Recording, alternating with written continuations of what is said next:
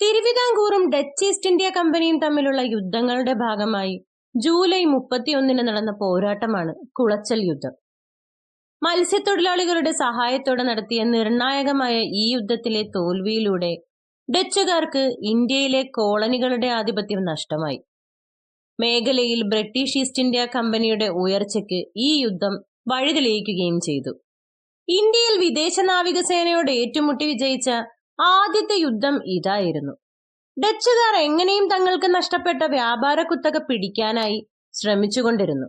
Indonesia, Sri Lanka എന്നീ ദ്വീപുകളിൽ അവരുടെ സാന്നിധ്യം അന്ന് അധികമായിരുന്നു. മാർത്താണ്ഡവർമ്മയെ തെക്ക് നിന്നും ആക്രമിക്കാൻ അവർ തീരുമാനിച്ച് കുളച്ചൽ എന്ന സ്ഥലത്തിന് തെക്കായി ശ്രീലങ്കയിൽ നിന്നും കപ്പൽ മാർഗം പടയാളികളെ ഇറക്കി.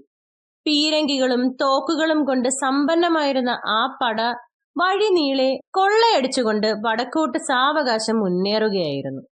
കുളച്ചലിനും കോട്ടാറിനും ഇടയ്ക്കുള്ള പ്രദേശം മുഴുവൻ ഡച്ച് നിയന്ത്രണത്തിലായി. അവർ വ്യാപാരങ്ങളും തുടങ്ങി. അധികം വൈകാതെ സുസജ്ജമായ സേനയെ ഒരുക്കിക്കൊണ്ട് മാർത്താണ്ഡവർമ്മ യുദ്ധത്തിനെത്തി.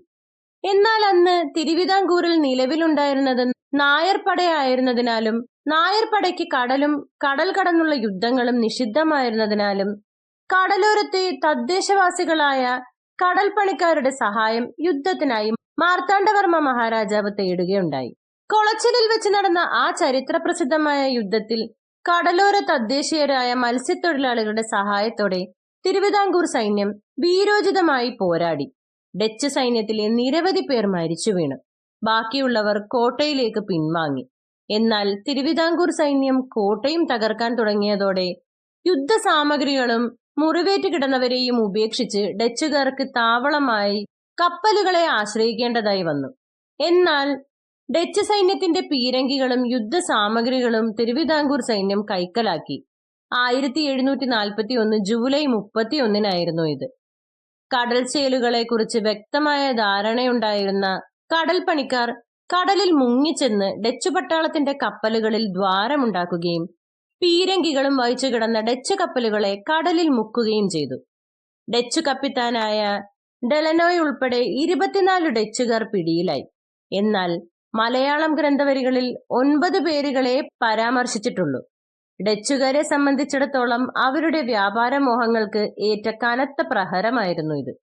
കേരളത്തിലെ സൈനിക ശക്തിയെ കുറച്ചു കണ്ട ഈ സന്ദർഭത്തിനു ശേഷം അവർ ഒരിക്കലും ഉയർത്തെഴുന്നേൽപ്പ് നടത്തിയിട്ടില്ല. അവരുടെ ഏക ശക്തി കേന്ദ്രമായ കൊച്ചിയിലേക്ക് അവർ മടങ്ങി.